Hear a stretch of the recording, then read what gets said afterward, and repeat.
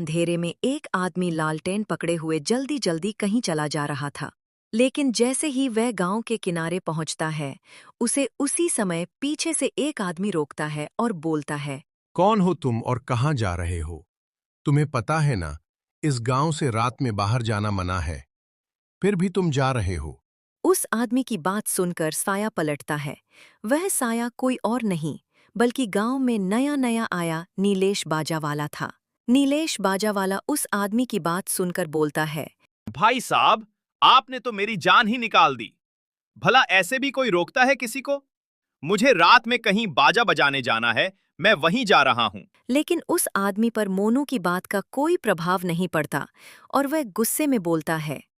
तुम कोई भी हो और कहीं भी जा रहे हो, इस गांव के नियमों के हिसाब से तुम रात में गांव से बाहर नहीं जा सकते, इसीलिए तुम्हें वापस जाना होगा। नीलेश अपने से लंबे और चौड़े आदमी को देखकर घबरा जाता है और वापस लौटने में ही समझदारी समझता है। अभी तो चलता हूँ, कल से दूसरे रास्ते से निकल जाऊंगा।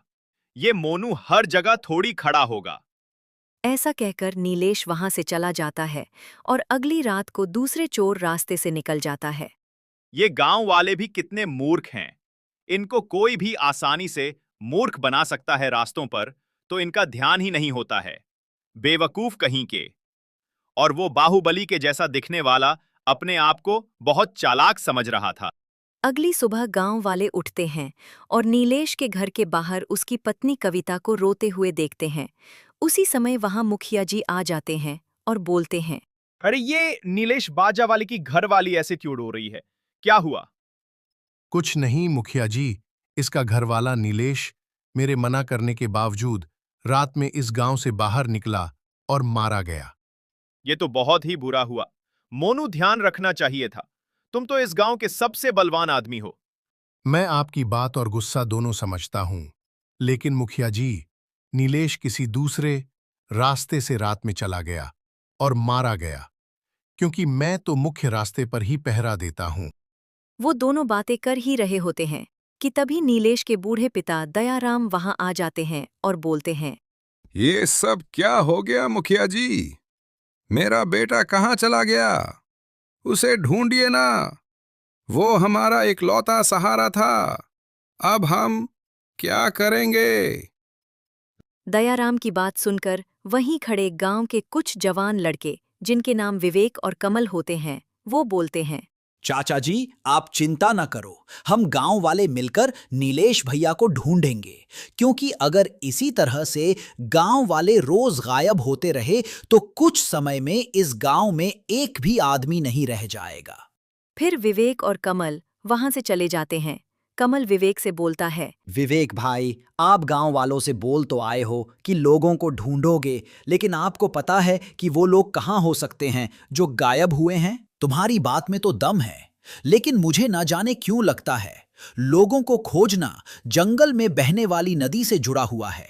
हम दोनों को उसी नदी के पास चलकर देखना चाहिए। फिर दोनों उस नदी के पास जाकर खड़े हो जाते हैं। दोनों काफी देर तक वहीं खड़े रहते हैं। उसी समय रात हो जाती है। कमल, मैं थोड़ा घूम कर आता हूं।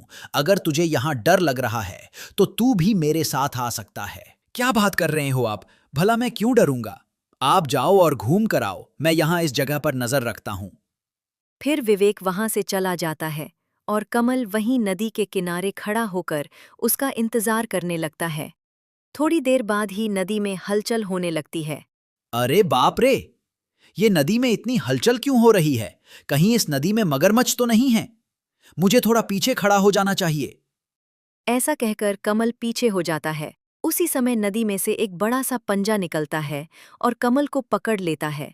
कमल डर के मारे जोर जोर से चिल्लाने लगता है। बचाओ विवेक भैया, बचाओ! ये हाथ मुझे नदी के भीतर खींच रहा है, मुझे बचाओ! विवेक भी वहां आ जाता है और ये दृश्य देखकर सुन्न हो जाता है। भगवान, ये सब क्या है? ऐसे तो ना कभी देखा न सुना। इतना बड़ा हाथ!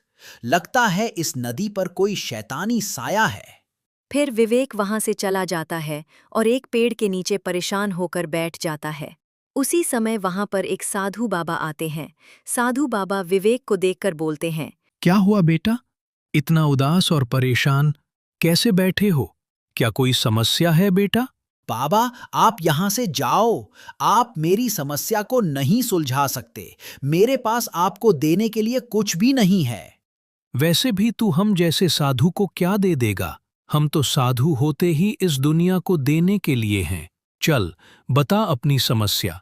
शायद मैं तेरी कुछ मदद कर पाऊंगा। विवेक को साधु बाबा की बातों में सच्चाई दिखती है और वह उन्हें रात को हुई दुर्घटना के बारे में बताता है। बाबा, अगर मैं रात में घूमने नहीं गया होता तो कमल की मौत नहीं होती। इस नदी ने गांव वालों के साथ साथ मेरे दोस्त को भी निगल लिया और मैं कुछ नहीं कर पाया। मैं अब गांव किस मुंह से जाऊंगा? तू परेशान क्यों हो रहा है बेटा? जो भी हुआ उसमें तेरा कोई हाथ नहीं था। बेटे, ये सब तो उस खूनी डायन का किया धरा है। क्या कहा बाबा? डायन? तो मैंने जो हाथ देखा, क्या वो डायन का था? मुझे कुछ समझ नहीं आ रहा है। जरा विस्तार से पूरी बात बताइए। तू सच्ची आत्मा है और छोटे बच्चे की तरह साफ दिल का है। तू ही उस डायन से मुकाबला कर सकता है और अपने गांव वालों और दोस्तों को बचा सकता है। बाबा की बात सुनकर विवेक हैरान हो जाता है और खुश होकर बोलता है। क्या कह रहे हैं बाबा जी? आपकी बातों से तो लगता है कि जैसे मेरे गांव वाले और मेरा प्यारा दोस्त कमल जिंदा है। क्या ये सच है? हाँ, ये सच है कि तुम्हारे दोस्त जिंदा हैं और खूनी डायन के चंगुल में हैं। लेकिन वो ज्यादा दिन जिंदा नहीं रहेंगे, क्योंकि आने वाली अमावस्या के दिन वो डायन उनको मार डालेगी। फिर तो बाबा, मैं अभी जाता हूं और उस डायन से अपने दोस्तों को छुड़ा कर लाता हूं। मैंने इसीलिए तुम्हें प्यारा सा बच्चा बोला था बेटा। तुम उस डायन से अकेले नहीं लड़ सकते। तुम्हें अपने गांव वालों की मदद लेनी होगी। जाओ और अपने मुखिया को इस बारे में जाकर बताओ। फिर विवेक बाबा से आज्ञा लेकर गांव चला जाता है और मुखिया को बाबा के साथ हुई पूरी बात बताता है, जिसे सुनकर मुखिया बोलते हैं। अगर ये बात सही है तो पूरा गांव तुम्हारे साथ है। हम अपने गांव वालों को बचाने के लिए कुछ भी करेंगे। फिर मुखिया और विवेक गांव वालों के साथ मिलकर जंगल में चले जाते हैं। वहां उन्हें साधु बाबा ध्यान लगाए हुए दिखते हैं। मुखिया बाबा को पहचान जाते हैं और विवेक से बोलते हैं। अरे विवेक बेटा, यह तो बहुत बड़े संत हैं। ये तुम्हें कहां से मिल गए? इनके तो दर्शन से ही सारे पाप धुल जाते हैं। उसी समय साधु बाबा अपनी आंखें खोलते हैं और विवेक को पास बुलाते हुए एक त्रिशूल देते हैं और बोलते हैं। यह शिव भगवान का पवित्र त्रिशूल है। तुम इस त्रिशूल को डायन के माथे पर मार देना। त्रिशूल लगते ही वो डायन मर जाएगी और गांव वाले उसके जादू से आजाद हो जाएंगे। जैसे ही विवेक त्रिशूल को पकड़ता है, साधु बाबा वहां से गायब हो जाते हैं। आप सब गांव वालों को लेकर छुप जाओ और जब मैं आपको इशारा करूंगा तब आप सब बाहर आकर डायन पर हमला कर देना। ऐसा कहकर विवेक नदी के किनारे जाता है और जोर से चिल्लाता है। विवेक के चिल्लाने पर नदी के पानी में हलचल होती है और वही खूनी हाथ बाहर आता है।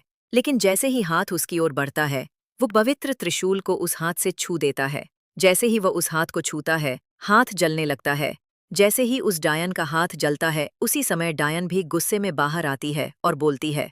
कौन है वह दुष्ट जिसने मेरे हाथ को जलाया? मैं उसकी जान ले लूंगी। अपने सामने खड़े विवेक को देख डायन हंसने लगती है।